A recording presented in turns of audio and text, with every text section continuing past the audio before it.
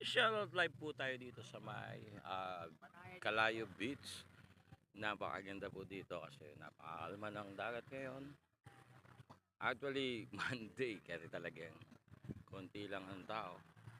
Pero napakaganda ng view dito ah. So, may mga pwede ka ring rentahan dito na boat, jet ski. Dito po tayo sa Calayo Beach. Calayo Beach. Napakaganda po dito kasi magandang tubig, malinis.